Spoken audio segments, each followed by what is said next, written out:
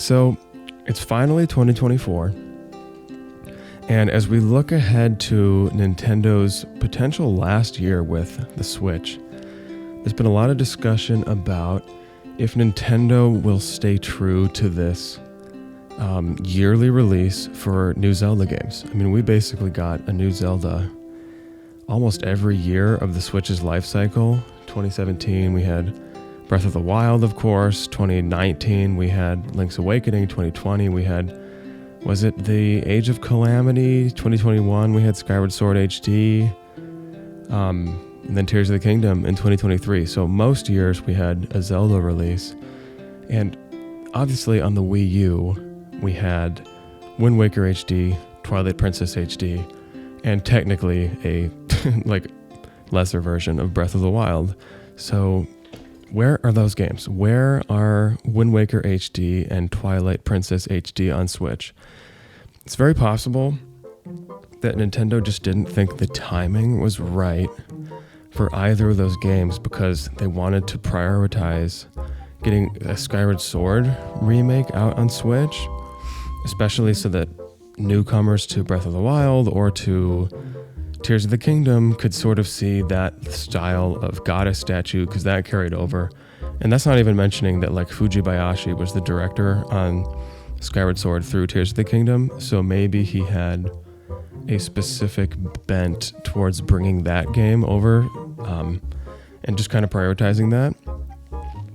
So it makes so much sense to bring over Wind Waker HD and Twilight Princess now that we have another gap, and we're remade. We remade all Zeldas up through Breath of the Wild. Now they're not going to remake Breath of the Wild. Plenty of people think they might remake Ocarina of Time, but even if you take the 3DS version of Ocarina of Time 3D and pull that over to Switch, I think you're going to have to, increase polygon count, you make the textures higher resolution, which is just a lot more work than I think they have to put into a Zelda remake for a quick turnaround after Tears of the Kingdom. And you could literally just release Wind Waker HD onto the Switch right now, and I think it would look fantastic. Now, I'm not positive that I can personally say the same thing about Twilight Princess HD. I think that remake was fine, but arguably the worst of the 4 Zelda remakes spanning Ocarina of Time 3D, Majora's Mask 3D, Wind Waker HD, and Twilight Princess HD. Those, now you can even throw Skyward Sword HD in there. I think all 5 of those games were warranted releases, but only 4 of them actually accomplished something really great. Like Ocarina of Time 3D improved the water dungeon, specifically with equipping those iron boots. I think Majora's Mask 3D made the time slowdown mechanic a bit more obvious, and I think made that experience more palatable for newcomers. I know some people have problems with the ice arrow incorporation and with the Zora swimming, but I personally prefer Majora's Mask 3D because I think that they guide you through some of that game's specific quirks a bit better. Wind Waker HD is vastly improved for me personally. I actually like the added bloom lighting and stuff like that. The graphics look great, and I love the fast sail. That was an excellent idea. While it is kind of fun to use the conductor baton Wind Waker item to change the wind, it certainly gets old quickly because you're like limiting your ability to move left, right, forward, and back based on like playing a song every time, which just got exhausting in the original game. So the fast sail was such a welcome addition, even if it was through a somewhat unconventional means of acquiring it, having to be in that weird, like, what was that? It was like a weird night auction in that town. It was really wild. Regardless, that's a huge improvement. Now, what did Twilight Princess bring to the table as far as HD remake improvements? Certainly it brought the fast switching button to Wolf Link that was present on the gamepad, but is that such a huge improvement? It's such a weird scenario because The problems in Twilight Princess run deep, in my opinion, and we'll get to that because I just want to touch on Skyward Sword. I think Skyward Sword improved a lot as well. The motion controls for me were quite janky in Skyward Sword for Wii. I had a difficult time with that three-headed bone dragon enemy in the sand dungeon because it's supposed to be like this Infinity Blade challenge where the heads move up and down, so you have to swipe diagonally or swipe completely horizontally. But there's this weird thing where your brain understands the puzzle. Once you figure out like, oh, I can't just kill one head at a time, you realize, this game's based on directional swordplay combat, so I need to swipe all the heads all at once. Your brain has solved that problem, and now it's a matter of executing the solution. And for me, the Wii remote would sometimes fight with my ability to actually execute the solution. So you're aware of what it is, and now you just have to do it, and the actual hardware of the console's not letting you. I personally found the motion controls improved with the Joy-Con, and beyond that, I honestly just played with the stick most of the time because I thought the stick was so much more reliable. That using the right stick to control the direction of the sword, excellent idea, huge improvement. So there we go. In my opinion, 4 of those 5 games improve pretty critical things that were holding the original back. So we come back to Twilight Princess. Twilight Princess is almost the most ambitious of those first 5 Ocarina of Time templated Zeldas. That like classic 3D Zelda format. I think it's almost fair to say that Twilight Princess is the most ambitious. The only one that's making me give it a little asterisk of saying almost is that Wind Waker is pretty ambitious with the ocean. I think I'll give it to Twilight Princess just because Wind Waker's sort of an interconnected world by proxy. It's almost like a cheap solution to have this sea that connects all these separated islands because it kind of allows Nintendo to do a Mario 64 without having to jump through paintings and have a really like video gamey system of the like level select that you have in Mario 64. Like Wind Waker HD is almost like you took the floating Thwomp's Fortress, Bob-omb Battlefield, the sand area, the Dire Docks, all those Mario 64 maps, you just throw them into one big blank area, put a blue flat plane texture in that area, and then Mario just has to swim between all those islands. Rather than being like a solid drop off at the edge of the map, Wind Waker sort of just glues them all together with this band-aid of the water. Very fun, great. It's more than just a band-aid. So not to be reductive of that game, but Twilight Princess really tried to be as big of a map as Wind Waker, but with the interconnectedness of the first 2 games of Ocarina and Majora. But there's so many things holding the game back, in my opinion. I think, especially revisiting it on the Wii U, I think it's tough.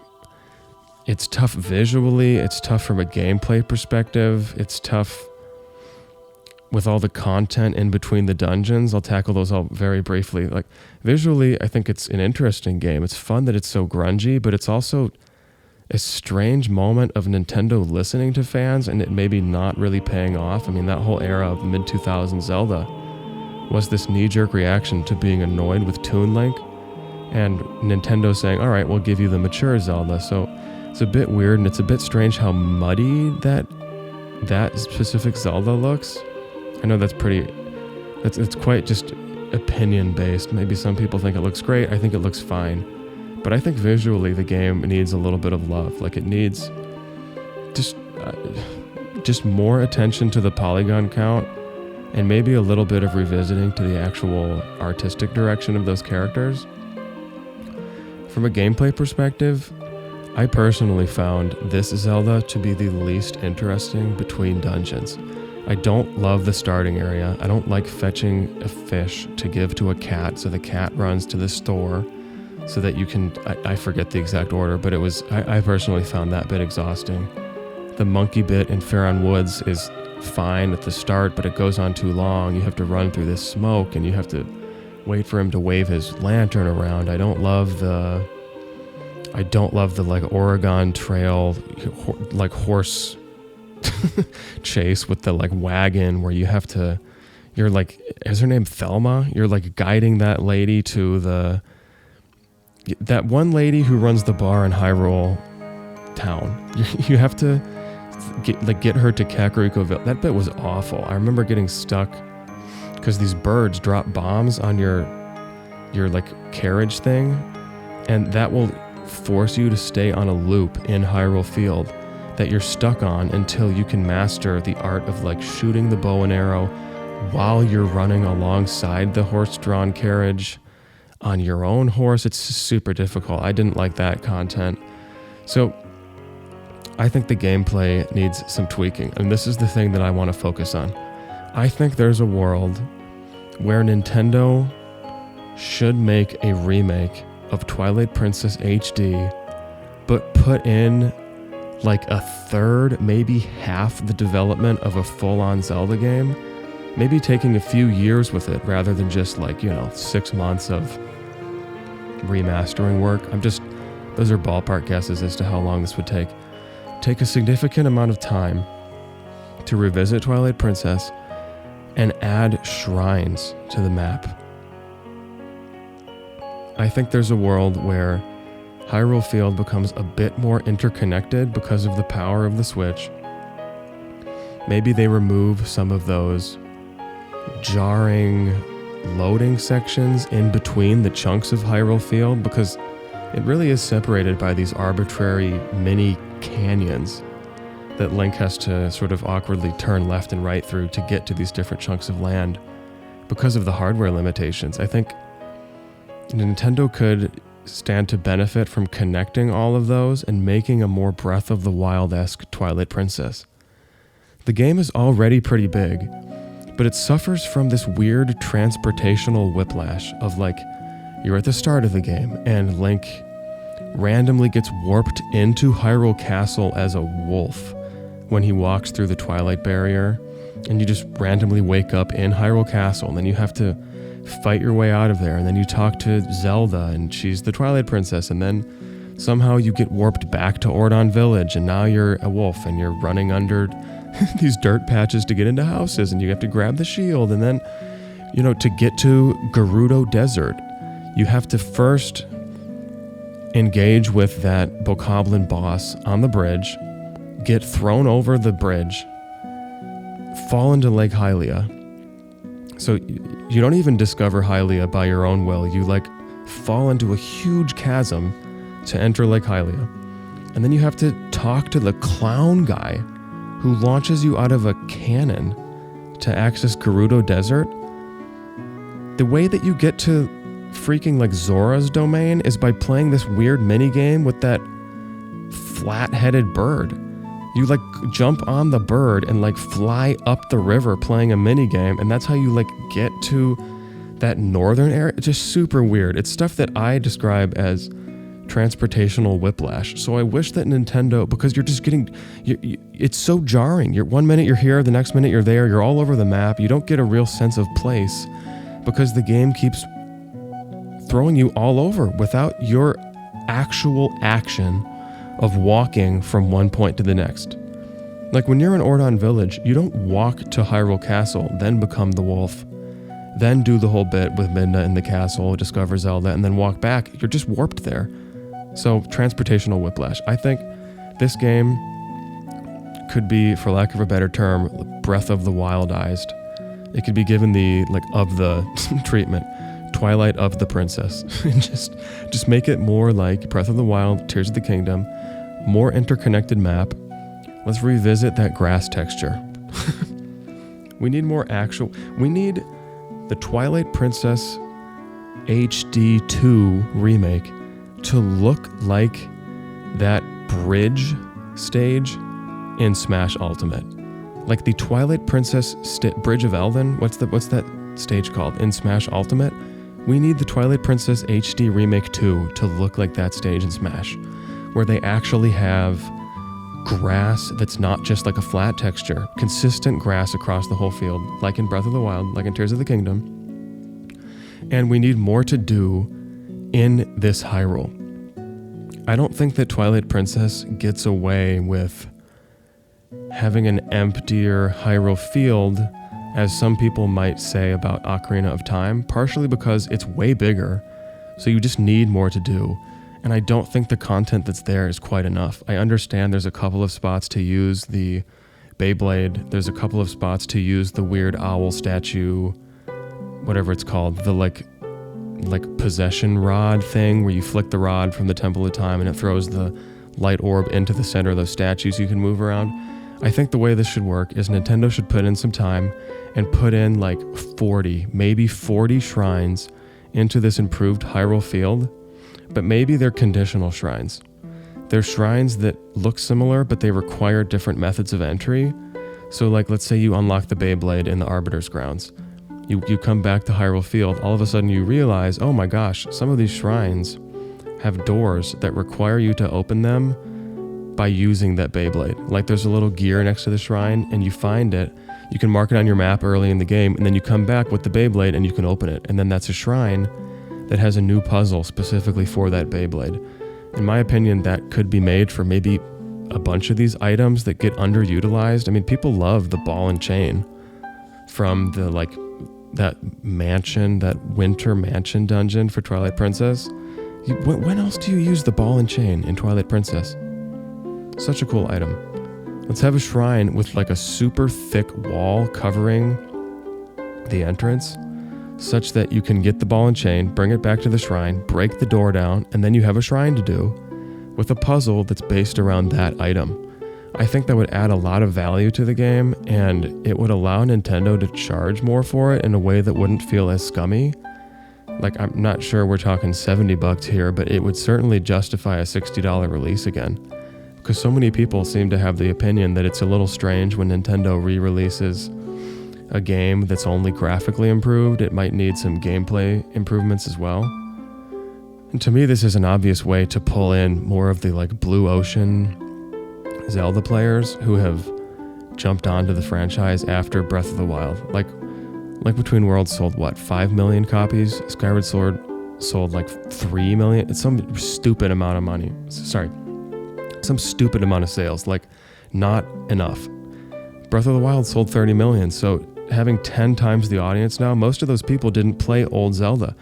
Most of those people are not super into the whole dungeon-based Ocarina of Time, Link to the Past style Zelda. They're into open air Zelda, as Nintendo might put it, or open sky Zelda from Tears of the Kingdom. I mean, people are used to run around the map. Ooh, there's a shrine. Let me go over there. Tag the shrine. You get the warp point.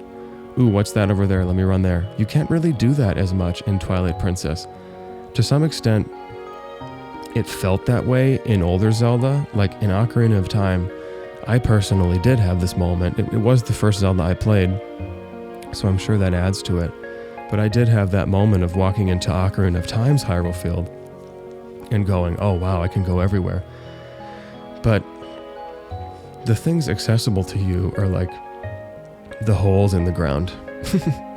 Which maybe that was the inspiration for the shrines, was like, oh, in the Ocarina of Time you could find these holes in the ground, and sometimes they had like heart pieces. Sometimes they had interesting stuff that was like a precursor to the shrine idea because it was cool that you could just discover random stuff from the beginning of the game. Or you could dismiss it because it's optional and it was more open. So I don't think that feeling held quite as true in Twilight Princess, partially because the map was just so much bigger and it just felt more empty to me. So I think it could benefit a lot from these shrines. Great way to get more use out of those items. Think about that freaking Beyblade.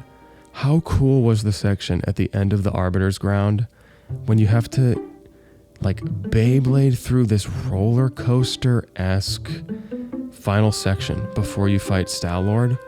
That was awesome. Is Nintendo really going to have that item be the like never revisited again? This is such a perfect way to revisit it. We return to the old world of Twilight Princess, but it's changed. It's updated. It's more modernized.